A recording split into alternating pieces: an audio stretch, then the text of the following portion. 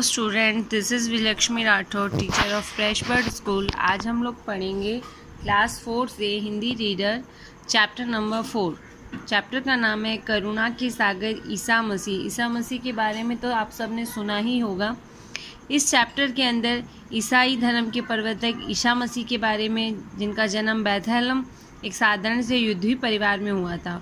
उन्होंने बहुत कष्ट सहकर मानवता की भलाई के लिए बहुत कार्य किए।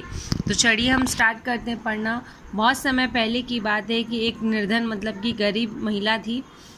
उसने बहुत बड़ा अपराध किया था। उसे देश के जो धर्म गुरु थे वे स्त्री को मार मार कर मौत की घाट उतार देने का दंड देते। सभी लोग उसको बहुत मार रहे थे, बहुत इकट्ठा होकर एक मैदान में लेके, और सब लोग बोल रहे थे भाइयों इसको मारो, इसने पाप किया है, भाइयों इसको मारो, इसने पाप किया है।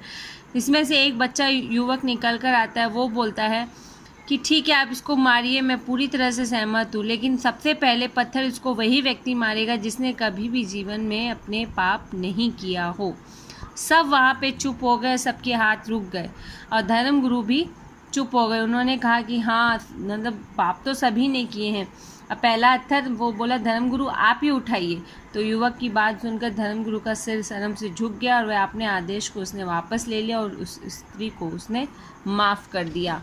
अब सुनिए, जो वो युवक था जिसने ये कहा था वही युवक ईसा मसीह था, जिन्हें हम जीसस क्रिस्ट और यीशु के नाम से भी जानते हैं। ईसा मसीह का जन्म बैथलहम के एक साधारण युद्धवी परिवार में हुआ था। उनकी माता का नाम मरियम था और जोशियों ने कहा था कि बड़ा होकर युद्धों का राजा बनेगा।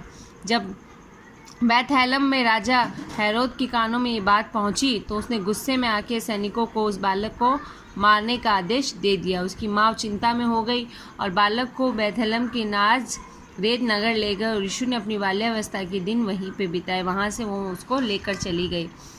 बड़े होने पर यीशु को ज्ञान प्राप्त होने के लिए वो जंगलों में चले गए और वहाँ से लौटने में उन्होंने जनता को ईश्वरीय उपदेश देना प्रारंभ कर दिया।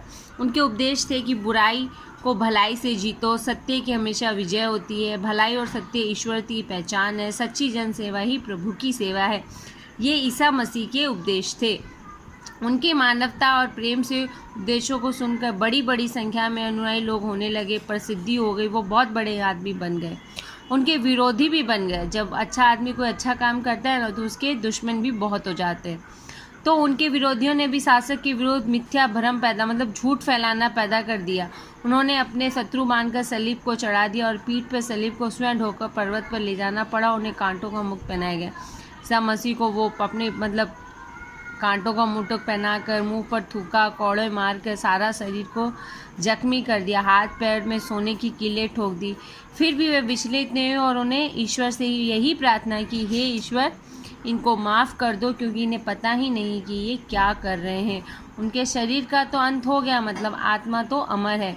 लगभग 2000 वर्ष बाद आज भी संसार में इस महापुरुष के उपदेशों को याद रखते हैं, उन्हें जीवन में उतारने का प्रयास भी करते हैं। ईसाई जो लोग हैं वो अपने ईसाई को अपना ईश्वर मानते हैं, अपना भगवान मानते हैं और 25 दिसंबर को दिन यीशु के जन्मदिन को क्रिसमस के रूप में बहुत ही धूमधाम से मनाया जाता है। इस कहानी से हमें शिक्षा मिलती है कि व्यक्ति को हमेशा क्षमाशील होना चाहिए, हमेशा दूसरों को माफ़ कर देने की शक्ति हमारे मन के अंदर होनी चाहिए। कहानी को अच्छे से पढ़िएगा, रीड करिएगा। Thank you.